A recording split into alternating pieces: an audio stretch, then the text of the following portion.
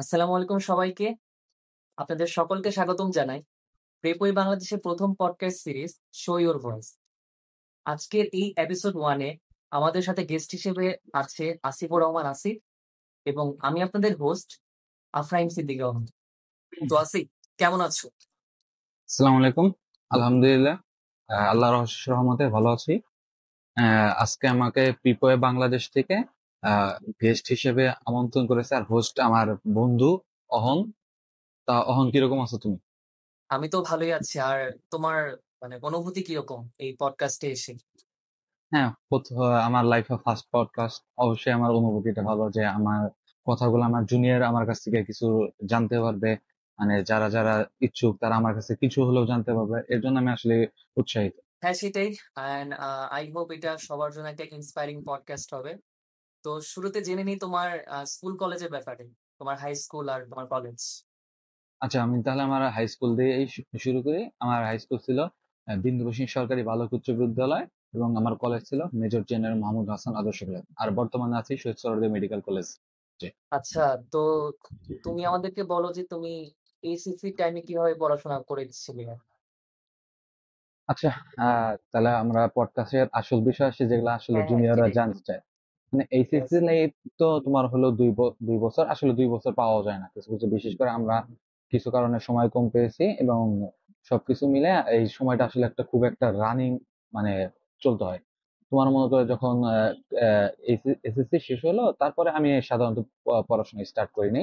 আমি তখন একটু চিল মোডে ছিলাম, নতুন নতুন ফোন কিনছি, সবকিছু মিলে চিল মোডে। তারপরে যখন কলেজ লাইফ শুরু হলো, তার ঠিক 10-15 দিন আগে থেকে মোটামুটি আমি টিউশনে প্রাইভেটে যাওয়া শুরু করলাম। তারপরে থেকে মনে করো যে আমার আসল জার্নিটা শুরু। তখন পর্যন্ত আমার কোনো ছিল না, আমার ইচ্ছা ছিল মানে প্যাশন ছিল যে মেডিকেলে পড়বো, কিন্তু আমার ইচ্ছা ছিল না যে আমি তোমার ইন্টার লাইফ থেকে যে মেডিকেলের জন্য হাইলি ডেডিকেটেড হয়ে পড়বো। আমার কথা ছিল যে আমি পড়াশোনা করে যাব, আমি সবই পড়বো, এমন না যে মেডিকেলে পড়বো দেখে আমি ম্যাথ বাদ দিব। অথচ আমি কিন্তু মেডিকেলে পড়ার থেকে, মানে বায়োলজি পড়ার থেকে আমার ম্যাথ সবচেয়ে বেশি করতাম, আমার ম্যাথটা ভালো লাগতো। আমি এভারেজে সবই পড়ে যেতাম, কারণ আমার টার্গেট ফার্স্টে ইন্টারে আমার A+ পেতে হবে, নয়তো আমি অ্যাডমিশন এমনিতে পিছিয়ে যাচ্ছি। তো আমি আর ওই ইন্টার লাইফটা ফোকাস করে আমি সর্বোচ্চ পড়াশোনা ট্রাই করছি, তখন কোনো অ্যাডমিশন ফোকাস করিনি। আমার এইচএসসি পর্যন্ত আমার ফোকাস ছিল জাস্ট ইন্টার, আমার বই সম্পর্কে সর্বোচ্চ বেস্ট আইডিয়াটা নাও। এটা আমার ইন্টার লাইফ। আচ্ছা, সবই বুঝলাম। তাহলে এখন আমাদেরকে বলো যে দেন হোয়াই মেডিকেল? মেডিকেলই কিসের জন্য? আচ্ছা, বলি। আমাদের বাংলাদেশের মানুষ সবার প্রথমে আমরা যতটুকু জানি যে তারা, মানে একজন ডাক্তার হিসেবে মানুষ যতটা সম্মান পায়, এই সম্মানটা আসলে অন্য জায়গায় খুবই রেয়ার। আর তাছাড়াও আমাদের বাংলাদেশে বিভিন্ন, মানে প্রত্যেকটা পরিবারেই মানে রোগী থাকবেই, তারা ডাক্তারের কাছে যাবেই। তারা অনেক সময় দেখা যায় যে আফসোস করে নিজেদের, আমাদের ফ্যামিলিতে একজন ডাক্তার থাকলে কি না ভালো হতো। এরকম অনেক আশা থাকে। এই আশা ছোটবেলা থেকে দেখছি নিজের মধ্যেও গ্রো করছে, মানুষকে ডাক্তার হিসেবে হেল্প করার যে একটা এবিলিটি, মানুষকে সাহায্য করতে পারে, এই সব দেখে আস্তে আস্তে নিজের ভিতরে অজান্তে একটা ডাক্তারের প্রতি ভালো লাগা কাজ করছে। আর আমরা তো আগে ছোটবেলায় দেখা যেত এই মিন লাইফ ডক্টর, না ওটা তো আছেই, ওটা তো আছে। তারপরে নিজের হ্যাঁ, ইচ্ছা, সেটাই, সেটাই। মানুষের সেবা করার ইচ্ছা, এসব থেকে চিন্তা করলাম যে আচ্ছা চেষ্টা করি, আল্লাহ কপালে যা রাখছে তাই হবে, ডাক্তার হওয়ার এই ইচ্ছাটা তখন থেকে, মানে ছোটবেলা থেকে আমার ইচ্ছা। তো তোমার মেডিকেল অ্যাডমিশন লাইফ যখন শুরু হয়, কোন প্রতিষ্ঠান বা কোনটা তোমাকে সবচেয়ে বেশি ইন্সপায়ার করে? আর তোমার মেডিকেল অ্যাডমিশন জার্নিতে খুব বেশি হেল্প করে? সেটা প্রাইভেটও হতে পারে, যেকোনো কোচিংও হতে পারে। আচ্ছা, প্রথমে বলি, আমার মেডিকেলে ভর্তি হতে প্রথমে তো আমার যে টিচার ছিল তাদের কথা তো আগে সবার আগে বলতে হয়। কারণ হ্যাঁ, তখন হ্যাঁ, তো আমি অবশ্যই, অবশ্যই। কোনো কোচিং করিনি, তার টিচাররা আমাকে এক্সট্রা ইনফরমেশন, বইয়ের বিভিন্ন কিছু, বিশেষ করে তারাই প্রথমে গাইড করছে, তাদের অনুযায়ী পড়াশোনা করছি, ইন্টার পর্যন্ত পড়াশোনা করেছি। তারপরে হয়তো কোনো বিভিন্ন কোচিং সেন্টারে বা কোনো কোচিং সেন্টারে আমরা ওই ওই অনুযায়ী তাদের গাইডলাইন ফলো করছি। কিন্তু প্রথমে আমাদের টিচারদের কথাটা বলতে হবে, কারণ তারাই আমাদের মনে হলো যে প্রথমে আমাদের পুরো বইটা সম্পর্কে আইডিয়া দিছে, বইয়ের এক্সট্রা ইনফরমেশন কিভাবে পড়তে হবে এইসব সম্পর্কে আমাদের আইডিয়া দিচ্ছে। তারপরে না আমরা বিভিন্ন কোচিং সেন্টার। তুমি তোমার টিচারদের সম্পর্কেই বলো, তারপর কোচিং এর সম্পর্কে বলো।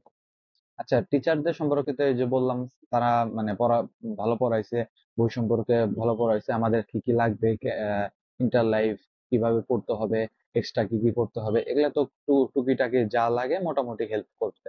তারপরে তো যখন অ্যাডমিশন শুরু হলো, তখন আমাদের বিশেষ করে আমাদের কি করতে হয়, একটা গাইডলাইন আন্ডার দিয়ে যেতে হয়, কারণ অ্যাডমিশন টাইমটা তো আসলে নিজে বোঝার কিছু না, এটা একটা শর্ট টাইম, অনেক ক্রিটিক্যাল একটা সিচুয়েশন। এই সিচুয়েশনে আমাদের মানে কোনো না কোনো কোচিং এ যেতে হয়, বা যার কারণে আমরা গাইডলাইনে থাকি। যেমন আমি কোচিং হিসেবে টাঙ্গাইলে থাকছি, আমি বেছে নিয়েছিলাম মেডিকেলের জন্য রেটিনাকে বেছে নিয়েছিলাম। আমি রেটিনার সাথে আমার পথ চলে। আরেকটা জিনিস আমি খেয়াল করি সেটা হচ্ছে যে ধরো যে যারা ভালো করে প্রিপারেশন নিচ্ছে তারা অনেকে অনেক জায়গায় পরীক্ষা দেয়। ধরো একটা কোচিং এ ভর্তি আছে অ্যান্ড ধরো যে আরো ৩-৪টা কোচিং এ ভর্তি হয়ে পরীক্ষা দিচ্ছে, অনলাইনে পরীক্ষা দিচ্ছে। তো তোমার ক্ষেত্রেও কি সেম নাকি তুমি একটা কোচিং এ পরীক্ষা ক্লাস সবই করেছো? আচ্ছা বলি, আমার ক্ষেত্রে সেম না, আমি একটু ব্যতিক্রম ধরার ট্রাই করছি। যেমন আমার মানে আমি একটু ডেডিকেটেড ছিলাম, কি আমি একটা জায়গায় পড়বো, আমি নিজে সর্বোচ্চ চেষ্টা করব, মানে এক্সট্রা জায়গায় আমি দৌড়ে এনার্জি নষ্ট না করে আমি ওই এনার্জিটা আমি নিজের প্রতি ফোকাস দিয়ে নিজের পড়বো। আর যখন আমি একটা কোচিং ছিলাম, সেখানে তো রেগুলার পরীক্ষা হচ্ছে, ওই কোচিং এরই আবার অনলাইনেও পরীক্ষা দেওয়ার একটা সিস্টেম আছে। ওই পরীক্ষাগুলো দিছি, প্লাস বাসায় তো আমার নিজেকে টাইম দিতে হবে। বইটা সম্পর্কে আমার যত বেশি আইডিয়া থাকবে, তত সে আমার মেডিকেল অ্যাডমিশন সময়টা আমার মানে বই সম্পর্কে যত আইডিয়া থাকবে, পরীক্ষা হলে তোমার তত বেশি মনে পড়বে। সেজন্য আমি মানে আসলে খুব একটা বেশি জায়গায় দৌড়াইনি, একটা জায়গায় ছিলাম। তবে একটা কথা বলতে চাই, মেডিকেল অ্যাডমিশন টেস্টে যত বেশি এক্সাম যে দিবে, তার তত বেশি মানে সে একটা চান্স পাওয়ার কাছাকাছি চলে যাবে। কারণ যত এক্সাম দিবে, সে তত নিজের ভুলগুলো ধরতে পারবে। আর ভুল ধরার মাধ্যমে দেখা যায় যে একটা স্টুডেন্ট তো সবই পারে না, কিছু না কিছু ভুল থাকে। দেখা যায় যে সে যেটা এখন ভুল করতেছে, সামনে সেটাই ভুল করবে। সে যেটা এখন পারতেছে, এটা দেখা যায় সামনে পারবে। তার ভুলগুলো সংশোধন করার জন্য পরীক্ষার বিকল্প নাই। তবে আমি ওই পরীক্ষাগুলো দিতাম, নিজের ভুলগুলো বুঝতাম, আমি একটু নিজের আলাদা করে নিজে বাসায় পরীক্ষাগুলো দিতাম, এক্সট্রা কোচিং এ যে টাইম নষ্ট করার থেকে। টাইম নষ্ট না আসলে, মানে এনার্জি নষ্ট করা। ওকে, দ্যাটস গ্রেট টু হিয়ার। তো অনেকের তো অনেক কোয়েশ্চেন আছে মেডিকেলের ব্যাপারে এন্ড বলতে গেলে হোল অ্যাডমিশন প্রসেসের ব্যাপারে যে কিভাবে কি করা উচিত। তো কিছু কোয়েশ্চেন দেখি আর তোমাকে জিজ্ঞাসা করি। সেটা হচ্ছে একটা কোয়েশ্চেন যে এক্সট্রা রাইটারের বইগুলো কিভাবে পড়া উচিত সে ব্যাপারে একটু জানার ছিল। আর ভাইয়া পড়ার সময় মেইন বইগুলোর পাশাপাশি কি কি বই পড়েছেন? আচ্ছা, কোশ্চেনটা বুঝতে পারছি, মানে মূল বইয়ের পাশাপাশি এক্সট্রা বই। আচ্ছা, আমার মূল বই হিসেবে তো মেডিকেলের জন্য তোমার বায়োলজিতে আবুল হাসান, গাজী, জুলজি গাজী আজমল, এরকম ফিজিক্সের ক্ষেত্রে ইসাক স্যার, কেউ কেউ তপন স্যার, মূলত ইসাক স্যারই ধরা হয়, তপন স্যার, এইসব পড়ে থাকি। আর আমাদের কেমিস্ট্রির জন্য আমরা হাজারি নাগরিক স্যারের বইগুলো পড়ে থাকি। তোমার এক্সট্রা ইনফরমেশন, আমার এইচএসসি লাইফ আমি এক্সট্রা ইনফরমেশনের জন্য ওই বইয়ের তুলনায় আমি এক্সট্রা বইগুলো আসলে পড়ি না, কারণ একটা স্টুডেন্টের তো এতগুলো বই একসাথে পড়া আসলে টাফ। সে আসলে মানে অনেকে পড়তে পারে, অনেকে আবার পারে না। আমি ওই একটা বইকে ফোকাস ধরে ওটা সর্বোচ্চ পড়ার চেষ্টা করি। তারপরে যে আমি টিচারদের কাছে পড়তে, তাদের তো অভিজ্ঞতা আছে, তারা আমাকে এক্সট্রা ইনফরমেশন হেল্প করতো, বলতো, আমি ওগুলা টুকে টুকে বইয়ে লিখে রাখতাম, এক্সট্রা ইনফরমেশন গ্যাদার করার ট্রাই করতাম। মোটামুটি এইভাবে এসএসসি লাইফ যাওয়ার পর যখন আমি কোচিং এ ভর্তি হলাম, তোমার কোচিং থেকে এক্সট্রা একটা বই দেয়, মানে বই যে তাদের প্রত্যেকটা সাবজেক্ট সাজানো আছে, ওই বইয়ে অন্যান্য রাইটারের যে পড়াগুলো, এগুলা আলাদা করে মার্কিং করা থাকে, এই করা থাকে। বা কোচিং এ যখন পরীক্ষা দিচ্ছি, তখন পরীক্ষার সময় যে এক্সট্রা ইনফরমেশন কোশ্চেন গুলো, আমি তো যেহেতু আমার বই সম্পর্কে আইডিয়া আছে, আমি বুঝতে পারি যে এটা আমার এক্সট্রা ইনফরমেশন, এটা আমার আমার বইয়ে নাই, এই সবগুলো আমি আলাদা করে লিখে রাখতাম। আমি একটা কথা বলতে চাই, যে একটা বই ফোকাস করে কেউ যদি ভালোভাবে পড়তে পারে, সে চান্স পাবে। কেউ যদি এক্সট্রা ইনফরমেশন গুলো আয়ত্ত করতে পারে, সে ভালো মেডিকেলে চান্স পাবে। ওই এক্সট্রা ইনফরমেশনের জন্য এক্সট্রা বই যদি কেউ পড়তে পারে তাহলে তো ভালো, যদি না পড়তে পারে, আসলে সবার ক্ষেত্রে কেনাটা সম্ভব হয় না, কারণ বইয়েরও দাম অনেক। সেক্ষেত্রে সে যে কোচিং সেন্টার গুলো ভর্তি হয়েছে, সেখানে দেখবে যে এক্সট্রা ইনফরমেশন গুলো তারা প্রোভাইড করবো, ওই জিনিসগুলা একটু করে জানার জন্য, ওই যেটা সে পারতেছে না সেগুলো আলাদা করে লেখার জন্য এটা করতে পারে। আরো কিছু কোয়েশ্চেন আছে সেটা হচ্ছে প্রতি চ্যাপ্টারে মিনিমাম কতগুলো এমসিকিউ প্র্যাকটিস করা উচিত? মানে ধরো প্রত্যেকটা সাবজেক্টে যে চ্যাপ্টার গুলো থাকে, তো মিনিমাম কতগুলো এমসিকিউ প্র্যাকটিস করা উচিত? আচ্ছা, এটা আসলে ভ্যারি করে, কারণ সব অধ্যায় তো আসলে ইম্পর্টেন্ট না, আবার সব হ্যাঁ, অধ্যায় মনে করো ছেড়ে দেওয়ার মতো না। যেমন যেসব অধ্যায়গুলো ইম্পর্টেন্ট, এগুলা তো সর্বোচ্চ প্র্যাকটিস করতে হবে। আর যেসব অধ্যায়গুলো লেস ইম্পর্টেন্ট, সবার প্রথমে এমসিকিউ প্র্যাকটিস করার আগে মূলত আগে বই সম্পর্কে আইডিয়া নিতে হবে। বই সম্পর্কে আইডিয়া রাখার পরে তারপরে তার প্র্যাকটিসে যেতে হবে। প্র্যাকটিসে কি, ওই বইয়ের পড়াগুলাই হঠাৎ করে আসবে এইভাবে। যেমন যেসব অধ্যায়গুলো ইম্পর্টেন্ট, এর মধ্যে যদি ধরতে পারি যে জুলজির ক্ষেত্রে তোমার হলো পরিপাক অধ্যায়, এই অধ্যায় থেকে 2-3টা কোশ্চেন আসেই। তারপরে আরো কি যেসব সমন্বয় অধ্যায়, যেগুলা আমাদের শর্ট সিলেবাসের বাইরে ছিল, এইসব অধ্যায়গুলা তোমার মনে হলো যে ইম্পর্টেন্ট অধ্যায়, যেগুলো আমরা আসতে আসতে সবার প্রথমে আমাদের কি করতে হবে, মেডিকেলের যে কোশ্চেন গুলা অ্যানালাইজ করতে হবে। ডেন্টাল বিগত 10-12 বছর যত বছর পারতে পারে, বিশেষ করে 10-12 বছর করলে, 10-15 বছর করলে এনাফ। 10 বছরের ডেন্টালের কোশ্চেন, মেডিকেলের কোশ্চেন কেউ যখন অ্যানালাইজ করবে, সে যখন বুঝতে পারবে আসলে তার কোন কোশ্চেন গুলো আসতেছে, কেন আসতেছে, কোন অধ্যায়টা ইম্পর্টেন্ট, সে ইম্পর্টেন্ট বেসিসে ওই অধ্যায়টা সবচেয়ে আগে প্রায়োরিটি দিবে। পড়তে হবে সবই, কারণ কখন কোথা থেকে কোশ্চেন আসছে কেউ বলতে পারবে না। শুরুতে পড়তে হবে সবই, কিন্তু যেগুলা মূল অধ্যায় যেগুলো আসবেই ওগুলো সবার আগে প্রায়োরিটি বেশি দিতে হবে। আর যেগুলো একটু কম আসে, কারণ কিছু কিছু সময় দেখা যায় টাইম পাওয়া যায় না, যেগুলা কম আসে ওগুলো একটু পরে সাইডে, যদি এক্সট্রা টাইম পায় সে করতে পারে, কিন্তু যেগুলো আসবেই সেগুলো কোনোভাবে মিস দেওয়া যাবে না। তারপর কোয়েশ্চেন হচ্ছে যে জিকে আর ইংলিশের জন্য ভার্সিটির কোয়েশ্চেন গুলো কতটুকু ইম্পর্টেন্ট মেডিকেলের জন্য? হ্যাঁ, মেডিকেলের জন্য জিকে ইংলিশ একটা ভালো একটা রোল প্লে করে। মানে হ্যাঁ, জিকে ইংলিশ অবভিয়াসলি। তোমাকে কি করবে, মানে বুস্ট করবে, আর ৮-১০টা পোলাপানের থেকে তোমার র্যাঙ্কিংটা আপগ্রেড করবে, তোমার ভালো মেডিকেল চান্স পাইতে জিকে ইংলিশে সহজ করে। কিন্তু আমরা সবাই বায়োলজি, কেমিস্ট্রি, ফিজিক্স এগুলো পুরো অভ্যস্ত, কিন্তু জিকে ইংলিশটা বেশিরভাগ স্টুডেন্ট পড়া হয় না। বিশেষ করে ইংলিশ যাও বেসিক থাকে, জিকেটা অনেকেই হ্যাঁ, পড়া হয় এটা না। ঠিক। এটা ট্রু। হ্যাঁ, জিকে ইংলিশের জন্য কেউ যদি আগের থেকে পড়ে থাকে সে তো ভালো। আর কেউ যদি না পড়ে থাকে এই সময়টার মধ্যে সবার ১ম a question analyse. Question analyse করার পরে তার মানে মেডিকেলে কোয়েশ্চেন এনালাইজ করতে হবে। তারপরে আমি যেটা সাজেস্ট করব, যে কোচিং এ ভর্তি হোক সেই কোচিং এ জিকে ইংলিশের জন্য একটা বই দেয়। সেই বইটা ভালোভাবে পড়তে হবে। মানে ইনফরমেশন গুলা মাথায় রাখতে হবে। তারপরে তার করতে হবে কি বিসিএস এর কোয়েশ্চেন সলভ। বিশেষ করে ইংলিশের জন্য মাস্ট সব বিসিএস এর কোয়েশ্চেন সলভ করতে হবে। লাস্ট ধরো 46-47 তোমার বিসিএস থেকে যত বিসিএস পর্যন্ত ব্যাকে সে পায়, বিসিএস এর কোয়েশ্চেন গুলো সলভ করতে হবে। সলভ না শুধু এলা, মানে এমন ভাবে পড়তে হবে যাতে মাথায় মুখস্থ থাকে, কারণ কিছু কিছু সময় দেখা গেছে যে বিসিএস এর কোয়েশ্চেনটা হুবহু আমাদের মেডিকেল এডমিশন তুলে দিছে। এগুলা মানে তারা এমন ভাবে প্র্যাকটিস করতে হবে যেটা মাথায় গেঁথে দেয়।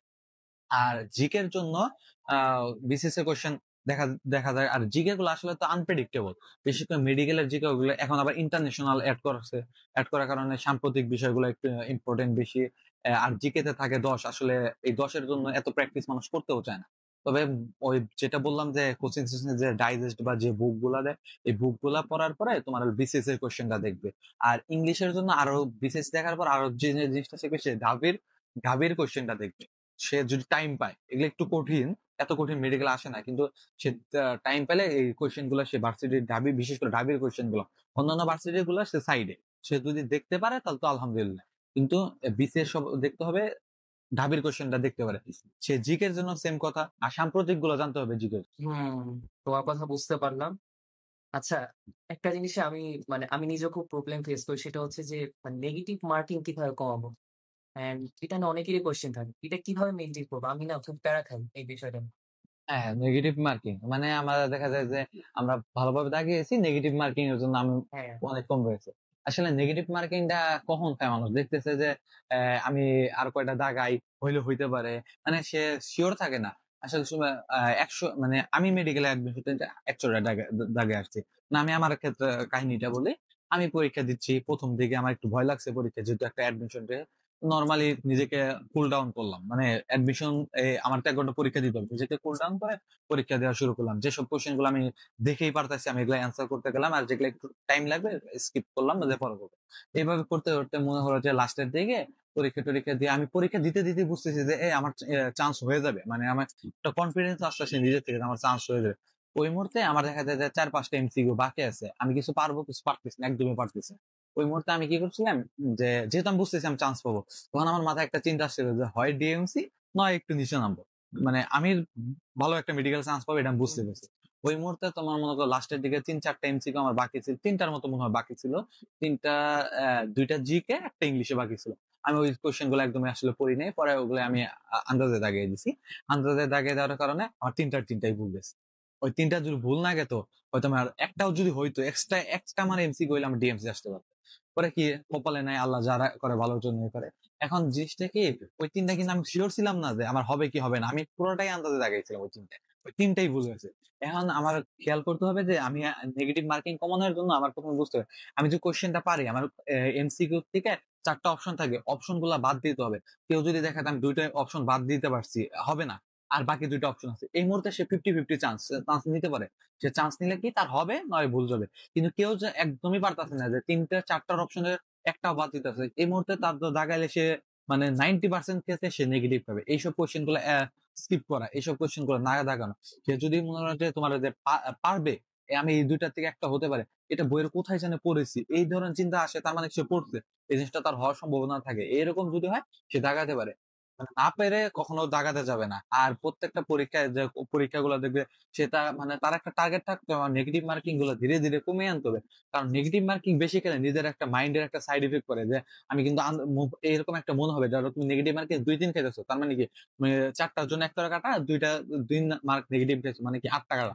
তার মানে কি তোমার মনের মধ্যে একটা কথা বলবে যে আমি ৮ টা আন্দাজে দাগাইছি। হ্যাঁ, হ্যাঁ, তার সেটাই, মানে আমি সেটাই। এক্সট্রা আরো কিছু আন্দাজে দাগাইছি এরকম তোমার মাইন্ডে আসবে। তাই নেগেটিভ মার্কিং যত কম আসবে তত তোমার মনে হবে যে দেখ আমি নেগেটিভ কম পাইছি তার মানে আমি যা পারছি তাই দাগাইছি। এরকম তুমি যদি ফুললি কনফার্ম না হয় তাহলে নেগেটিভ এর ওগুলো দাগানোর প্রয়োজন নাই। বেশিরভাগ ক্ষেত্রে নেগেটিভ কনফার্ম হইলে দাগাবা। আর আর আর কিছু বলার নাই। মূলত এটাই তোমার বুঝতে হবে যে আসলে পারতেছি কি পারতেছি না। যদি পারি তাহলে দাগাবো। কোচিং এর যে ভাইয়ারা আছে তারা কিন্তু অনেক সময় বলে যে তুমি কোচিং এ যেরকম নাম্বার পাবা এক্সামেও সেরকম নাম্বার পাবা। এটা কতটুকু সত্যি? তোমার কাছে কি মনে হয়? এটা হ্যাঁ, তাদের কথা যুক্তি আছে। এটা আসলে কারণ তোমাকে আমি বলি, আমাদের কি অ্যাডমিশনের সময় একটা কথা বলা হয় যে নিজের উপরে আত্মবিশ্বাস রাখো। আত্মবিশ্বাস যত ভালো থাকবে তোমার মানে পসিবিলিটি তত বেশি। আসলে আত্মবিশ্বাসটা গ্রো হবে কোথা থেকে? তুমি কোচিং এ যদি ভালো মার্ক পেতে থাকো, তোমার কিন্তু মনের থেকে একটা কোয়েশ্চেন আসবে, মানে একটা ভালো লাগা কাজ করবে। যে আমি ভালো নাম্বার পাচ্ছি। তার মানে আমি যদি পড়ি আরেকটু ভালো পাবো। তার মানে আমি যদি এবার পড়ে যাই, পড়াশোনা করতে ইনশাআল্লাহ আমি অ্যাডমিশনে চান্স পাবো। নিজের ভিতর থেকে ভয়টা কাটবে। তুমি যত বেশি মার্কস পাবা তোমার আত্মবিশ্বাস তত বেশি গ্রো হবে। ওভার কনফিডেন্স হওয়া যাবে না। একটা কথা, ওভার হ্যাঁ, কনফিডেন্স হ্যাঁ, কখনোই বলা না। ঠিক। তারা ঠিক। আত্মবি হ্যাঁ, এই আত্মবিশ্বাস বাড়বে। এর কারণে দেখা যায় কি তোমার অ্যাডমিশনে এটা একটা পজিটিভ একটা ইফেক্ট করবে। আর তুমি যখন দেখবে যে কোচিং এর যে কোয়েশ্চেন গুলো এগুলো সাধারণত কিন্তু অ্যাডমিশন টেস্ট থেকে তুলনামূলক টাফ হয়। বেশিরভাগ ক্ষেত্রে এগুলা টাফ হয়। তুমি যখন এই জায়গায় ভালো মার্ক পাচ্ছ তার মানে কি তোমার বই সম্পর্কে একটু টাফ গুলো আইডিয়া আছে। যে আসলে টাফ পারে সে সহজ গুলোও পারে। তাহলে তুমি যখন এভারেজ একটা তোমার ভালো মার্ক থাকতেছে তার মানে কি তোমাকে অবশ্যই আশা করা যায়। যেহেতু তোমার মার্ক ভালো থাকতেছে বই সম্পর্কে আইডিয়া আছে তুমি তার মানে পারতেছো। তার মানে তোমার যে এভারেজ দেখা যায় কি আমরা যে বলি কোচিং এর মার্ক গুলা এভারেজ 80% মার্কস রাখতে। তোমার যে পরীক্ষা দাও তোমার 50 এর পরীক্ষা দিলে 80% কত আসে? 40 আছে। 80% মানে 40 এর উপরে বা 40 নিচে না নামার জন্য। এরকম যখন তোমার মার্কস থাকবে তোমার একটা অধ্যায় সম্পর্কে একটা বই সম্পর্কে ভালো একটা আইডিয়া আছে বলে জানা যাবে। তুমি যদি দেখো যে এভারেজে তোমার 80 এর মতো মার্কস থাকতেছে তার মানে কি তোমার ওই অধ্যায়টা সম্পর্কে ভালো আইডিয়া। তার মানে কি তোমার মূলত কনফিডেন্সটা গ্রো হবে। তাই আমি যদি পরিশেষে বলতে চাই যে ভাইরা বলে যে কোচিং এ যে মার্কস পাবে অ্যাডমিশনের ট্রেন হবে। এটা অনেক ক্ষেত্রেই সত্য। আবার কিছু, কিছু ক্ষেত্রে ব্যতিক্রমও আছে। দেখো অনেকে স্টুডেন্ট দেখবে যে কোচিং এ খুব ভালো নাম্বার পাচ্ছে কিন্তু এরা অ্যাডমিশন এর চান্স পাবে না। এরা কিছু, কিছু আছে হ্যাঁ, কি এটা মানে হয়, হয়। সাইড টক করে। এই অ্যাডমিশন এ এইসব করা আসলে না। তুমি একটা এক্সট্রা নাম্বার প্রিন্টারটা দেখে পেলাও। লাভ কিন্তু নাই। তোমার কিন্তু মূল অ্যাডমিশন এ তুমি কারোটা দেখতে পারবে না। তোমার মূল অ্যাডমিশন টেস্টে কিন্তু পুরোটা নিজের দিতে হবে। তুমি ধরো কোচিং এ আমিও দেখছি যে আমার কিছু, কিছু পোলাপান দেখছি যারা কোচিং এ দেখতাম যে তোমার অনেক ভালো নাম্বার পাইতো। আমার থেকেও অনেক ভালো নাম্বার পাইতো। তখন একটু হলেও নিজের কাছে হতাশ লাগতো। কিরে এত পড়ার পরও আমরা পাচ্ছি না, ওরা পাচ্ছে। পরে যখন আস্তে, আস্তে অ্যাডমিশন টেস্টের সময় আসলো, যখন ফুল বই নিয়ে পরীক্ষা হওয়া শুরু হলো, তখন দেখলাম যে ওদের মার্ক গুলো কমে যাচ্ছে। মানে ওরা কি করতো মানে ওইভাবে আসলে নিজের যোগ্যতা আসলে নাম্বারটা পেতো কিনা আমার সন্দেহ আছে। এই কারণে দেখা যায় এরকম কিছু, কিছু আছে যে মিলেমিশে পরীক্ষা দেয়। এগুলা আসলে করা যাবে না। অ্যাডমিশনে মানে অ্যাডমিশন টাইমে কোন, কোন বিষয় মেইনটেইন করা উচিত? অ্যাডমিশন টাইমে সবার ১ম এ শরীর স্বাস্থ্য, পড়াশোনার আগে শরীর স্বাস্থ্য। শরীর স্বাস্থ্য যদি ভালো না লাগে থাকে পড়াশোনা মন বসবে না। দ্বিতীয়ত পড়াশোনা। আর আল্লাহর কাছে ইবাদত। নামাজ কালাম ৫ ওয়াক্তই করার চেষ্টা করতে হবে। সর্বোচ্চ করার চেষ্টা করবে। নামাজ কালাম আল্লাহর কাছে চাইতে হবে। কারণ অ্যাডমিশন টেস্টে তুমি তোমার পরিশ্রম তোমাকে একটা চান্স পাওয়ার খুব কাছে নিয়ে যাবে। তোমার ভাগ্য যদি থাকে, ভালো যদি থাকে, আল্লাহর সহায়তা তুমি দেখবা যে ভালো মেডিকেলে চান্স পাচ্ছ। তাই তোমার পড়াশোনা অ্যাডমিশন টাইমে কি তোমার একটা এভারেজ টাইম তোমার পড়তেই হবে। যেমন ৭-৮ ঘন্টা আমরা বলি এটা তোমার আসলে পড়তেই হয়। তোমার এরপরে অনেকে দেখবা যে ১৩-১৪ ঘন্টা পরে অন্য হিসাব। কেউ যদি পড়তে পারে তাহলে তাকে ডিসকারেজ করার কিছু নেই। অবশ্যই ভালো। কারো যদি অল্প পড়ায় হয়ে যায় সে আরেকটু পড়বে। কারণ এই ৪-৫ মাস পড়লে দেখা যায় ৪-৫ মাস পরে যদি সে চান্স পায় তারপরে অ্যাডমিশনের পরে ক্লাস শুরুর আগ পর্যন্ত যে গ্যাপটা, বিশেষ করে আমি ৫ মাস গ্যাপ পাইছি। এই ৫ মাস গ্যাপে মানে সে কোন ধরনের প্রেশার নেই। এই ৩ টা মাস তার প্রেশার নিলে ক্ষতি কিন্তু নাই। কারণ সে পরে আরাম পাচ্ছে। তাই মনে করো যে তোমার বিশেষ করে কোচিং-টোচিং করে আসলো, একটু নিজে রেস্ট নিলো। ধরো কোচিং করে আসে বিকাল বেলা যদি কেউ আসে একটু ঘুম দিতে পারলো, মাইন্ডটা ফ্রেশ হলো। যত বেশি মাইন্ড ফ্রেশ তত বেশি পড়াগুলো মাথায় ঢুকবে। তারপরে তার নির্দিষ্ট টাইম অনেকে দেখবা যে ১ ঘন্টায় পড়া হয়ে যায়, অনেকে ২ ঘন্টা পড়া। যার যেরকম মানে প্রত্যেকটা পড়া, দিনে পড়া এবং রিভিশন দেওয়া যার যখন কমপ্লিট হবে। এভারেজে মিনিমাম ৭-৮ ঘন্টা তার পড়া উচিত।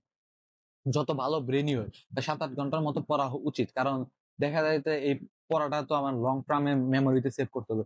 সে এই 3-4টা মাস যদি 7-8 ঘন্টা পরে এর বেশি বেশি পড়তে পারে, কিন্তু আর কম না পড়াটাই আমার সাজেস্টেড থাকবে। কারণ দেখা যায় তো পড়াশোনা আসলে তো অ্যাডমিশন তো অনেক পড়া। আমার মনে হয় অ্যাডমিশন নিয়ে আমাদের মোটামুটি কথা হয়ে গেছে আরকি। বেসিক যে কথাবার্তাগুলা যেটা সবাইকে আরকি মেইনটেইন করা উচিত। এখন তোমার পার্সোনাল ম্যাটার নিয়ে জানি যে তোমার লাইফ কেমন যাচ্ছে ওভারঅল?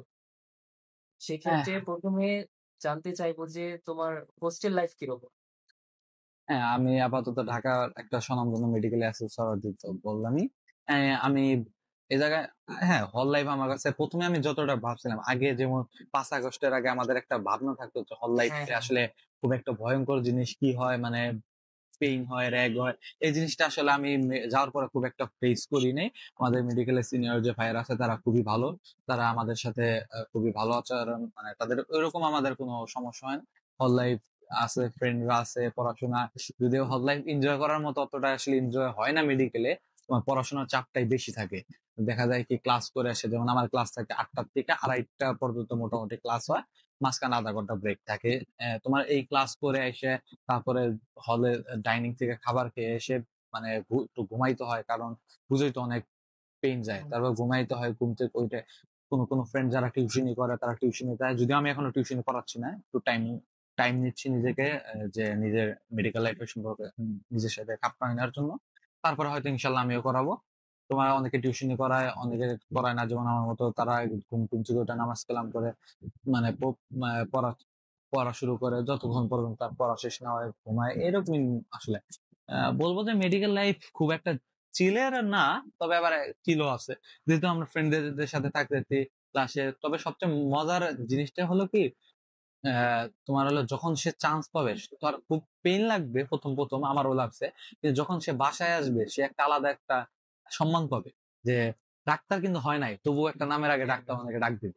এই জিনিসটার জন্য আসলে মানে ভালো লাগাটা কাজ করে। অনেক শত কষ্ট হলেও এই জিনিসটার জন্য নিজেদের মোটিভেট করা। ওকে, আ শুনে খুবই ভালো লাগলো। তো মেডিকেল একটা জিনিস খেয়াল করি কি, অনেকে স্ট্রেস ম্যানেজ করতে পারে না। মানে মেডিকেল লাইফে দেখা যায় কি অনেকে হচ্ছে স্ট্রেস ম্যানেজ করতে পারে না। তো এই ক্ষেত্রে তোমার কি মতামত? মানে অনেকে হ্যাঁ, ডিপ্রেসড হয়ে পড়ে অনেক কারণে। হ্যাঁ, এটা আসলে ১ম কারণ একটা নতুন, আমরা সাধারণত কি বেশিরভাগ স্টুডেন্ট আমরা বাংলা মিডিয়ামের থেকে।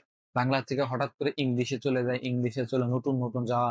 আমাদের ম্যামদের সামনে ভাইবা বেশিরভাগ ক্ষেত্রে ইংলিশে দিতে হয়। তবে কিছু ক্ষেত্রে বাংলা বলা যায়। এসব আর বইয়ের পড়াগুলো সব ইংলিশে। নতুন একটা লাইফ।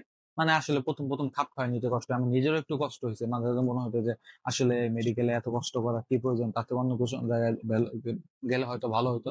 তবে এখন আর ঐরকম এতটা কষ্ট লাগে না। কারণ ১-২ মাস যাওয়ার পরে মোটামুটি খাপ খাওয়ায় নেয়। কারণ আমাদের তো একটা অ্যাডাপ্টেশন এর একটা টাইম লাগবে। খাপ খাওয়াইতে হবে। তারপরে হ্যাঁ, আসলে না। ১ম দিকে ওই ২-১ টা ওই সবারই এরকম মনে হয়। তারপর আস্তে খাপ খাওয়ায় নেওয়া যায়। এটা সব ক্ষেত্রেই এরকম। আচ্ছা, তো একজন কোয়েশ্চেন করেছিল যে কার্ডে পাস করে কিভাবে? আচ্ছা, এই প্রশ্নটা সম্ভবত আমার এক ফ্রেন্ড করছে। আমি দেখছি হ্যাঁ, কোয়েশ্চেনটা। আ ওকে বলি যে পাসে হয়ে যাবে।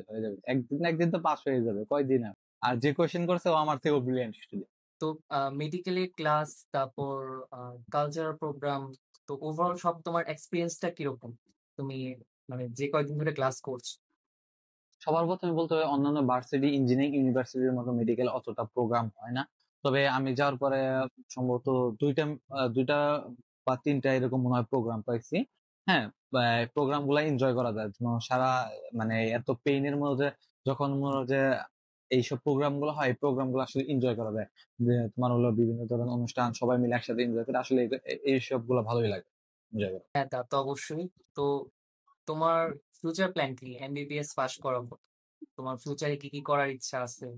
আগে সবার ১ম এ বলতে চাই আগে এমবিবিএস টা পাস করি। এমবিবিএস পাস করার পর ইচ্ছা আছে আমার মেডিসিন রিলেটেড পড়াশোনা করার। তারপরে আল্লাহ কার কপাল কোথায় রাখছে কেউ জানে না। তোমার এফসিপিএস, বিসিএস এগুলো তো আসলে আমাদের মানে বিসিএস তো করতেই হয়। সরকারি হুম, হাসপাতালে বিসিএস আর এফসিপিএস, বাংলাদেশের মানুষরা এফসিপিএস ছাড়া আসলে এখন রোগী দেখাইতে চায় না। এফসিপিএস টা একটা আসলে ম্যান্ডেটরি, কারণ কোনো কিছু বিশেষজ্ঞ না হলে কিন্তু আমার ডিমান্ড নেই। এফসিপিএস করার ইচ্ছা আছে। তারপরে দেখা যাক এমডি, এমএস অনেক ডিগ্রি আছে। কোন পর্যন্ত আল্লাহ আমারে নিয়ে যায়। এখন বাকিটা আল্লাহর উপর, দেখা যাক। আমি পার্সোনালি একটা জিনিস বিলিভ করি যে ধরো প্রত্যেকটা সেক্টরে একটা পরিশ্রম আছে এন্ড প্যাশন লাগে। প্যাশন ছাড়া কিন্তু কিছুই হয় না। কিন্তু আমার কাছে এটা মনে হয় যে মেডিকেলে প্যাশনটা অনেক বেশি দরকার। কারণ মেডিকেলে দেখা যায় যে আ মেডিকেলে তুমি একজন মানে প্রপারলি ডক্টর হতে চাইলে তোমাকে অনেকগুলা ডিগ্রি অর্জন করতে হবে। মানে অনেক দক্ষ হতে হবে। তো এই ক্ষেত্রে যারা মেডিকেল প্রিপারেশন নিচ্ছে, এখন এটা কি টোটালি প্যাশন এর উপর নির্ভর করে? মানে মেডিকেল ফিল্ডে যদি তুমি আসতে চাও বা কেউ যদি আসতে চায়। হ্যাঁ, আমি তাদেরকে যে বলি প্রথমে যে নিজের ইচ্ছা নিজের যদি ডেডিকেশন থাকে তাহলে তার জন্য কোনো কিছু অসম্ভব না, সে পারবে।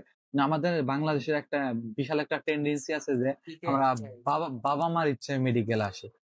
এগুলা আসে, তবে দিন শেষে এরাও ডাক্তার হয়ে বের হয়, কিন্তু দেখা যায় কি মানে একটা কথা তোমার বলি, যার নিজের থেকে ইচ্ছা আছে সে কিন্তু, আর যার ইচ্ছা নিজের থেকে নেই তার থেকে 1% হলেও এগিয়ে থাকে, সে নিজের থেকে কিন্তু অনেক কিছু শিখতে চাবে। এই জিনিসটা আসলে ভ্যারি করে, এই জিনিসটা আসলে সবাই কম বেশি বুঝে যে প্যাশন জিনিসটা আসলে লাগে। তোমার অনেকে দেখবা যে পড়ালেখা ছেড়ে বড় বড় ক্রিকেটার হয়েছে, এরা কিন্তু কিভাবে হয়েছে, এদের প্যাশন ছিল ক্রিকেটের প্রতি, এই প্যাশন জিনিসটা লাগবে। আর আমরা সবাই জানি যে মেডিকেল সেক্টরটা আসলে একটু টাফ। তোমার মোটামুটি আমরা বলি যে একটা স্টুডেন্টের এমবিবিএস এর চান্স পাওয়ার থেকে মোটামুটি 20 বছর লাগে একটা ভালো একটা ডাক্তার হইতে। মোটামুটি 20 বছর লাগে, তোমার বিভিন্ন ডিগ্রি নিতে হয়, আসলে ডিগ্রি ছাড়া মেডিকেলের দাম নাই, যত বেশি ডিগ্রি তত বেশি ভালো। এই জিনিসটা যদি কারো পেশন থাকে তার কাছে কিন্তু এটা কষ্ট মনে হবে না। কারো কাছে যদি মনে হয় যে আমি বাবা মার ইচ্ছা আসছি, আমার নিজের কোনো ইচ্ছা ছিল না, তার কিন্তু পদে পদে মনে হবে যে আসলে আমি এত কষ্ট কেন করতেছি, আমার তো ইচ্ছা ছিল না। তাই প্যাশন জিনিসটা আসলে দরকার। প্যাশন যদি থাকে তাহলে, যেমন আমার কথা হলো আমি নিজের থেকে যাচ্ছি, কষ্ট হবে আমি জানি, কিন্তু কষ্ট হলেও আমি নিজের ইচ্ছা, তো সেই জিনিসটা আমার মোটিভেট করবে। এখন ধরো যে কেউ মেডিকেলের ব্যাপারে খুব ডেডিকেটেড, তো তার কি উচিত যে ইন্টারের শুরু থেকে মেডিকেলের প্রিপারেশন নেওয়া নাকি ইন্টার পরীক্ষার পর থেকে প্রিপারেশন নেওয়া? এক্ষেত্রে স্টুডেন্টের উপরে ভ্যারি করে। স্টুডেন্ট যদি এক্সট্রাঅর্ডিনারি হয় সে অবশ্যই তার ইন্টার লাইফ পড়ার পাশাপাশি মেডিকেলে পড়তে পারে। একটু মানে পড়তে পারে কি, আমি তাকে তার জন্য সাজেশন হিসেবে থাকবে কি, যেখানে সে একটা অধ্যায় পড়লো, এই অধ্যায় সম্পর্কে মেডিকেলে কি কোয়েশ্চেন আসছে এনে অ্যানালাইজ করলো, এটা তো ভালো একটা দিক। এগুলা আমিও একটু একটু দেখার ট্রাই করছি, বিশেষ করে আমার স্যাররা বলছে যে এইটা কিন্তু কোয়েশ্চেন আসছে, এইখান থেকে কোয়েশ্চেন আসছে, এগুলো বলে দিচ্ছে। তোমার এগুলা সম্পর্কে অ্যানালাইজ করা একটা ভালো দিক, তাহলে তোমার একটা অধ্যায় সম্পর্কে প্রপার আইডিয়া থাকে। তবে আমি বলবো না যে কখনো যে নিজের ইন্টার লাইফকে ক্ষতি করে। সবার প্রথমে তোমার ইন্টারে পাস করতে হবে, পাস বলতে কি এ প্লাস পেতে হবে, তারপরে তোমার কিন্তু অ্যাডমিশন ফেস আসবে। তুমি এ প্লাসই পাচ্ছ না, তারপরে অ্যাডমিশন ফেসের চিন্তা করাটা আসলে বোকামি না, তোমার এমনিতেই কিন্তু নাম্বার কমে যাচ্ছে। তাই তোমার মনে হয় একটা বই সম্পর্কে প্রথমে ভালো আইডিয়া নিতে হবে। তুমি যেহেতু একটা অধ্যায় পড়ার পরে প্র্যাকটিস করা যায়, তুমি মেডিকেল বা যে সেক্টর তোমার পড়ার ইচ্ছা, কোশ্চেন গুলো অ্যানালাইজ করো, অবশ্যই তোমার জন্য ভালো। তবে ইন্টার লাইফ হওয়ার আগে ফোকাস দিতে হবে, তারপর অ্যাডমিশন। কিন্তু অ্যাডমিশনের সময় তুমি আবার আলাদা করে সময় পাচ্ছই।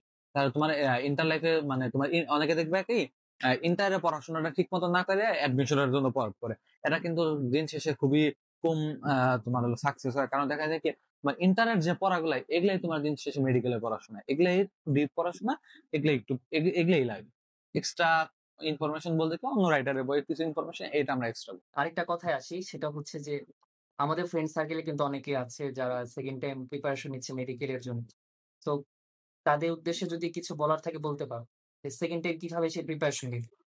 আচ্ছা, হ্যাঁ, আমার ফ্রেন্ড সার্কেলে অনেকেই সেকেন্ড টাইম আছে। তবে সেকেন্ড টাইমের জন্য একটা আশা সুসংবাদ হলো গত বছর থেকে, সেটা হলো আগে আমরা দেখতাম যে 5 মার্ক কাটা যায়, এবার কাটা যাচ্ছে 3 মার্ক, অলরেডি কিন্তু 2 মার্ক সে তার হাতে সেভ হয়ে গেল। এটা কিন্তু তার জন্য একটা বিশাল প্লাস পয়েন্ট। আবার সে কিন্তু গত বছরও পড়েছে, এবারও পড়তেছে, তার কিন্তু পড়াশোনার ডেপটা একটু হলেও অন্যদের থেকে বেশি হওয়ার কথা।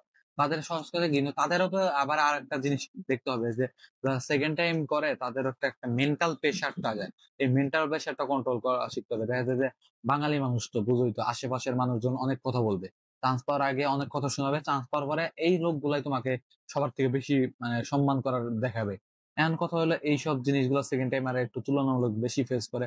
এদের মেন্টালি স্ট্রং হতে হবে, এদের মানে এরা একটু ডেডিকেটেড থাকে, কারণ একবার খারাপ করার পরে সেকেন্ড টাইমে যারা যায় এরা একটু তুলনামূলক ডেডিকেটেড থাকে, কারণ এরা বাস্তবতাটা বুঝতে পারে। তোমার এদের জন্য একটু এদের একটু এক্সট্রা পড়তে হয়, বিশেষ করে এদের যেহেতু একটা বই 2 বার পড়তেছে, মানে এদের এক্সট্রা রাইটারের বইগুলো একটু বেশি পড়ার সময় পায়।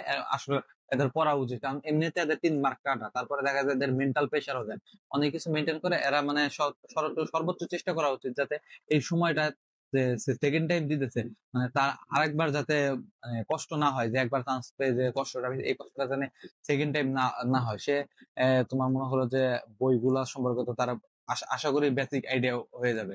তোমার কোশ্চেন যত বেশি প্র্যাকটিস করবে, দেখা যাবে যে ফার্স্ট টাইমে দেখা যায় যে খুব একটা হয়তো সিরিয়াস ছিল না, বা কোনো কারণে হয়তো দেখা গেছে যে পড়াশোনায় একটুর জন্য মার্ক ছিটকে গেছে, বা দেখা গেছে তোমার হলো মানে এইসব কারণে আসলে ফার্স্ট টাইমে অনেকে আসবে না। এইসব মানে তার ভুলগুলো থেকে শিক্ষা নিতে হবে, যে ফার্স্ট টাইমে যে ভুলগুলো করছে সেই ভুলগুলো যাতে সেকেন্ড টাইমে না হয়, সে সেকেন্ড টাইমে তার পড়াগুলো যাতে আরো ভালো হয়, সেটা তার মনে থাকে যায়, তার আল্লাহর কাছে চাইতে হবে বেশি বেশি। আরেকটা জিনিস জানতে চাই, সেটা হচ্ছে যে এবারে যে মেডিকেল অ্যাডমিশন হবে এখানে কি কোনো চেঞ্জ আসবে? লাইক আমি শুনেছিলাম যে ভাইবা নাকি হতে পারে এবার। এরকম কি কোনো হ্যাঁ, পসিবিলিটি আছে? এটা আমিও শুনেছিলাম যে আসলে মেডিকেলে ভাইবা নেওয়ার কথা বলছিল, বা এই সময় শুধু রিটেন একটা চান্স না। আমার মনে হয় না যে এত দ্রুত চেঞ্জ হবে, কারণ গত বছর বলছে টাইম লাগার কথা। তবে এইসব চিন্তা না করে যে এখন যেভাবে চলতেছে এভাবে পড়ুক, কারণ যখন একটা কারিকুলাম চেঞ্জ হলে সবার ক্ষেত্রেই কিন্তু সেম, একার জন্য না, সবার ক্ষেত্রে সেম। তাই মনে হলো যে ওই দিন শেষে কিন্তু আমার সিট ওইগুলাই থাকবে, ওদের মধ্যেই চান্স পাবে। দেখো নতুন কিছু যদি আসে তার সবার ক্ষেত্রে এই নতুন কিছু নিয়ে প্যানিক করার কিছু নেই। তোমার হলো আগের মতোই পড়তে, মানে তার বর্তমান যে পড়া এগুলাই যেন কোনো হ্যাম্পার না হয়। তারপরে আরো দেখা যায় যে অ্যাডমিশনে মানে কাল সেদিকে একটা দেখলাম যে বললো যে মেডিকেলে যে আমাদের পাস মার্ক থাকে 60%, অ্যাডমিশনে পাস মার্ক থাকে 40%, কিন্তু এই পাস মার্ক আসলে জাস্টিফাইড না যে অ্যাডমিশনে চলে। মানে তাদের মনে হলো যে পাস মার্ক আরো বাড়ানো উচিত এরকম, কিন্তু এগুলো আসলে পরের হিসাবে, আপাতত তার পড়তে হবে। আর অ্যাডমিশনের সময় তার একটা সেফ মার্ক রাখতে হবে, যে মোটামুটি অ্যাডমিশনের যে এবছর আমরা দেখছি সম্ভবত 73.75 সর্বশেষ চান্স হ্যাঁ, পাইছে এরকম মেডিকেলের জন্য। আগে আগে আমাদের ধারণা থাকতো কি 70 পাইলে চান্স হবে, 80-র উপরে পাইলেই ঢাকা ডিএমসি হবে, কিন্তু এইসব কি জিনিসগুলা কিন্তু এবার হয় নাই। কোশ্চেনের উপরে ডিপেন্ড করে, কোশ্চেন কঠিন সহজের উপরে ডিপেন্ড করে। তাই তার মনে হয় যে এই কারিকুলামে কি চয়েস হবে এইসব যখন দেয় তখন দেখা যাবে, তার আগে এদের এগুলা নিয়ে টেনশন না করাই বলো। আপাতত বই সম্পর্কে সর্বোচ্চ আইডিয়া নেই, কারণ কারিকুলাম চেঞ্জ হোক আর যাই হোক কোশ্চেন কিন্তু বইয়ের বাইরে হবে। আচ্ছা, তো আশা করি আমাদের এই পডকাস্ট এইচএসসি 25 ব্যাচ যারা আছে তারাও দেখবে। তো তাদের উদ্দেশ্যে তোমার যদি কিছু বলার থাকে বল, আচ্ছা, এইচএসসি 25 ব্যাচদের উদ্দেশ্যে। আচ্ছা, এতক্ষণ তো দেখা গেল কি মানে ওদের কোশ্চেনের উপরে আমি উত্তর দিলাম, এখন আমি আবার নিজের মানে সাইকেলটা বলি, অ্যাডমিশন টাইপে আমার কিরকম চলছিল। আমি সাধারণত খুব মানে লেট নাইট স্টাডি করতাম, মানে পড়াশোনাটা মানে খুব লেট নাইট বলবো না, মানে রাত পড়তাম, সকালে একটু ঘুম আসতাম, অনেকে দেখা যায় সকালে উঠে পড়ে, যার যেটা ভালো। আমি যেহেতু আমার কোচিং ছিল হয়তো 10টার থেকে মোটামুটি 12:30 বা 1টা এরকম ছিল, কোচিং টোচিং করে আসে আমি ফ্রেশ ট্রেশ হয়ে এসে যখন যদি আমার ঘুম আসতো তাহলে আমি ঘুমাইতাম, আর ঘুম না আসলে ঘুমাইতাম না। তবে আমার ক্ষেত্রে কি, আমার যখনই পড়ার হুট করতাম তখনই পড়তে বসতাম, তো সেটা পড়ার টাইম হোক আর না হোক আমি তখনই পড়তে বসতাম। মোটামুটি একটা রেগুলার যে আমার কোচিং যে সিলেবাসটা দিলে এটা আমি রেগুলার পড়ার ট্রাই করতাম, মানে সেটা আয়ত্ত করতাম। এক্সট্রা ইনফরমেশন যেগুলো আছে প্রত্যেকটা অধ্যায়ের পাশে এগুলো শুরু থেকে দেখার ট্রাই করতাম এজ অ্যাডমিশন সময়। আর প্র্যাকটিস তো মাস্ট, প্র্যাকটিস করতে হবে। যত বেশি সে পরীক্ষা দেবে সে তত বেশি এক্সপার্ট হবে, এটা আমি আগে বলছি এখনো বলছি। প্র্যাকটিসের কোনো বিকল্প নাই, অ্যাডমিশন টেস্টে প্র্যাকটিস করতে হবে। তারপরে এরকম করে সে পড়াগুলো গোছাইতে হবে। আর আমি আরেকটা একটা ইনফরমেশন দেবো, সেটা হলো তাকে আমি বলবো যে দুই ধরন বা 3 ধরনের মার্কার ইউজ করে, মানে কালি ইউজ করার জন্য। একটা সে ইউজ করতে পারে, একটা কালার ইউজ করতে, যেমন পিঙ্ক বা ব্লু একটা কালার ইউজ করতে পারে, সেটা যে বিগত বছরে মেডিকেলে কি কি কোশ্চেন আসছে এটা বইয়ে হাইলাইট করবে। তারপর আরেকটা কালার ইউজ করতে পারে, যেমন কমলা ইউজ করতে পারে সে, যে এই কোশ্চেন গুলো তার কাছে খুব ইম্পর্টেন্ট লাগছে, এবার আসতে পারে। কোচিং এ কোশ্চেন আসছিল, কোচিং এ তো ইম্পর্টেন্ট কোশ্চেন গুলো সাধারণত দেয়, এগুলো আলাদা একটা মার্ক করে রাখতে পারে। আরেকটা ইয়েলো কালার সে ইউজ করতে পারে, সে এভারেজে এই কোশ্চেন গুলা মানে আমি একবার হইলেও পড়ে দেবো। মানে পড়ার ধরন হওয়া উচিত 3 ধরনের। একটা কিছু কিছু লাইন সে স্কিপ একদমই করা যাবে না, কিছু কিছু লাইন ভালোভাবে পড়তে হবে, আর কিছু কিছু লাইন একবার অন্তত পড়ে যেতে হবে, যাতে মানে আমার মাইন্ডে থাকে যে আমি পড়ছিলাম। এইরকম করে সে বইগুলো দাগিয়ে নিতে পারে। তারপরে আর আরেকটা কথা বলি, সেটা হলো মেডিসিন অ্যাডমিশন টাইমে সবচেয়ে বেশি কিন্তু হতাশা কাজ করে। সে আজকে দেখা যাবে যে কোচিং এ নাম্বার পাচ্ছে না বা কম পাচ্ছে, এগুলো কিন্তু প্রচুর হতাশা কাজ করে। এই হতাশাটা আসলে নিজের ভিতরে কাজ করবে, এটাই স্বাভাবিক, কিন্তু এই হতাশাটা গ্রো হতে দেওয়া যাবে না। তোমার যেমন আজকে ধরো হচ্ছে 50-এ পাইছে 33, কালকে জানি সে 34 পায়, পরের দিন জানি 35 পায়, একদম তাকে 50 পেতে হবে না। মানে সে যাতে যার বর্তমান অবস্থা থেকে পরবর্তী দিনের অবস্থাটা একটু যেন আপগ্রেড হয় এই জিনিসটা তারা মাথায় রাখতে হবে। তার মানে ডিমোটিভেট হওয়া যাবে না, কারণ এই সময় ডিমোটিভেট হয়ে গেলে সে কিন্তু একটা মানে অন্যদের থেকে তুলনামূলক পিছিয়ে যাবে। কারণ সেটাই। এই এই জিনিসটাই তার পড়াশোনাটা ভালোভাবে এরকম করে যেতে হবে, আর ডিমোটিভেট হওয়া যাবে না, নামাজ কালাম করতে হবে, বাবা মার সাথে ভালো ব্যবহার করতে হবে। কারণ একটা কথা বলি, ওই যে একটা কথা শুরুতে বলছিলাম যে তোমার পরিশ্রম তোমাকে হয়তো চান্স পাওয়া খুব কাছাকাছি নিয়ে যাবে, কিন্তু তোমার ভাগ্য তোমাকে কিন্তু একটা টপ মেডিকেল নিয়ে যাবে। কারণ দোয়া এইসব আসলেই লাগে, আসলেই লাগে। আর তোমার আরেকটা কথা বলো, তোমার ফ্রেন্ড সার্কেলকে যারা 25 ব্যাচ আছো বা সামনে যারা দেখতেছো, দেখবে যে অনেকে খুব পড়াশোনা করছে, অনেকে খুব ভালো করছে, এগুলা নিয়ে হতাশ হওয়ার কিছু নাই। কারণ তোমার তকদির তোমারও কিন্তু আল্লাহ অলরেডি লিখে দিচ্ছে। তুমি পরিশ্রম করো, তোমার যদি ভাগ্যে থাকে অবশ্য হবে। তাই বলে আবার যে পরিশ্রম না করে এইসব চিন্তা না করাই ভালো, যে পরিশ্রম করি নাই ভাগ্যে থাকলে তো আসতো। এটা না, পরিশ্রম সবার আগে, তারপরে তোমার হলো আহ কিন্তু সৎ কথা যদি বলি, 3টা জিনিস মনে রাখবা: হতাশ হওয়া যাবে না, পরিশ্রম করতে হবে, রেগুলার এক্সাম দিতে হবে। লাস্ট একটা কোয়েশ্চেন করবো আমি, and that is online platform based নাকি অফলাইন? মানে দুইটাই বেস্ট, বাট কার জন্য কোনটা সুইটেবল হবে ওভারঅল তোমার কি মনে হয়? আচ্ছা, এই ক্ষেত্রে হয়তো দ্বিমত থাকতে পারে, কিন্তু আমি প্রথমেই বলবো অফলাইন বেস্ট। কেন অনেকে অনলাইন করে, আমি আমার পার্সোনাল মতামত অফলাইন বেস্ট। কারণ অফলাইনে তুমি একটা যখন টিচারের সাথে যে ভাইরা বা ক্লাস নিতেছে তাদের কিন্তু ডাইরেক্ট ইন্টারাকশন হচ্ছে, চোখে চোখে ইন্টারাকশন হচ্ছে। সে একটা কোয়েশ্চেন করবে, তুমি সেই কোয়েশ্চেনের উত্তর দিবে, সে কথাটা তোমার ব্রেনে হিট করবে, কানে হিট করবে, তোমার চোখের সামনে ভাসবে। কিন্তু অফলাইনে কি হয়, আমরা বেশিরভাগ সময় তো দেখা যায় যে ফোনে যখন চালাই, অনেক সময় দেখা যায় কি ফোন চালাইতে চালাইতে একটা নোটিফিকেশন আসলে, সেই নোটিফিকেশনের রেসটা কিন্তু মাথায় থেকে যায়। এইসব কারণে তোমার হলো অনলাইন অনেক সময় কনসেন্ট্রেট করতে পারে না। ইভেন আমি নিজে আমার অনলাইন ক্লাস গুলো খুব একটা মানে ইউজফুল মনে হতো না। আমি অফলাইনে বেশিরভাগ ক্ষেত্রে ফোকাস করতাম। অফলাইন আরেকটা জিনিস কি, আর ক্লাস অফলাইনে করুক আর অনলাইনে করুক সমস্যা নাই, সে অফলাইনে বেস্ট, অনলাইনে করার সময় কিন্তু তার পরীক্ষাগুলো মাস্ট বি অফলাইনে দিতে হবে। তার পরীক্ষা খাতায় যে বৃত্ত ভরাট করবে, খাতায় যে ভরাট গুলা করবে, এগুলা তার হাত চলতে হবে। এইসব অফলাইন অনলাইনে হবে না, অনলাইনে এইসব পরীক্ষা না। অনলাইনে সে প্র্যাকটিস করতে পারে, কিন্তু তার মূল পরীক্ষাগুলো অফলাইনে দিতে হবে। কারণ সে তার পরীক্ষার একটা এনভায়রনমেন্ট লাগবে। তো অ্যাডমিশনে যখন যাবে তখন সেই যে আমরা যে নর্মাল যে কোচিং এ যে পরীক্ষা দিই, এই কোচিং আর অ্যাডমিশনের যে পরীক্ষা, এটা তো আকাশ পাতাল ডিফারেন্ট। ওইখানে তোমার হলো নার্ভ গুলো খুবই তোমার হলো স্টিমুলেট হবে, মানে তোমার হলো খুবই ভয় লাগবে। এইসব এইসব গুলাকে মেনটেন করার জন্য আসলে অফলাইন পরীক্ষাগুলো দেওয়া মাস্ট। তো আজকে এই পডকাস্টে তোমার কাছ থেকে অনেক অনেক ইনফরমেশন পেয়েছি। আমি আসলে এত এক্সপেক্ট করি নাই যে এত ইনফরমেশন পাবো। আমার মনে হয় আমরা এখানে শেষ করতে পারি পডকাস্ট। হ্যাঁ, শেষ করা যায়। আমিও জীবন লাইফে আমার ফার্স্ট টাইম আসলে কিরকম হইলো আসলে জানা নাই, কিরকম ভাবে কি করতে পারলাম, মানে আসলে ইনফরমেশন গুলা কার কতটুকু হেল্প হবে এখন দেখা হ্যাঁ যায়। হ্যাঁ ঠিক। ফার্স্ট টাইম তো আসলে আর এরকম। হ্যাঁ, এটা মানে পডকাস্টটা আপলোড করার পর কারোর যদি কোনো কোয়েশ্চেন থাকে সেগুলো নিয়ে আমরা চাইলে পরেও ডিসকাস করতে পারবো। এন্ড পডকাস্ট পাবে। এমন না যে জাস্ট একবারই করছি, ফিউচারে আরো পডকাস্ট আসবে। আর সবার যেন উপকার হয় সেভাবে সবকিছু করা হবে। কারণ আমাদের একটি উদ্দেশ্য যেন মানুষ নতুন কিছু শিখতে পারে, ইন্সপায়ার হয়, এন্ড সে যেন নিজের জীবনে এটা কাজে লাগাইতে মানে কাজে লাগাতে পারে, ইনক্লুডিং মি। আমার ক্ষেত্রেও সেম ব্যাপারটা আরকি। তো এই ছিল আমাদের শো ইউর ভয়েস পডকাস্টের ১ম এপিসোড। আশা করি আপনাদের তোমাদের সকলের খুবই ভালো লেগেছে। ভালো লেগে থাকলে অবশ্যই প্রে বই বাংলাদেশকে সাবস্ক্রাইব কইরো। আর আমাদের পাশে সবসময় থাকবা। আমরা ফিউচারে এরকম আরো পডকাস্ট আনবো।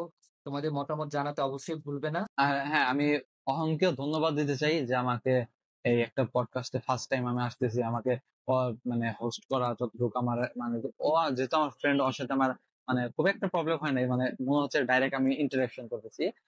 ওকেও অনেক ধন্যবাদ যে কোশ্চেন গুলো সুন্দরভাবে গুছিয়ে করার জন্য, আমার কথা বলা ও মানে বুঝতে পারছে, সেগুলা মানে ওকে হোস্ট করতেছে আসলে, এর জন্য আমি ওকে ধন্যবাদ দিতে চাই। হ্যাঁ, সেটা আমিও আশা করি যেন আসিফ আরো আরো বড়, বড় পডকাস্ট ইনভাইট পায়। ওখানে যেন নিজের আ মানে কথাগুলো শেয়ার করতে পারে। আসিফের মাধ্যমে যেন তোমরা সবাই ইন্সপায়ার হতে পারো। এটাই সবার কাছ থেকে আশা করি।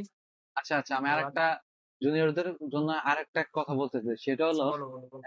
তোমার হলো প্রত্যেকের জীবনে কোনো না কোনো একটা দুঃখ থাকতে পারে।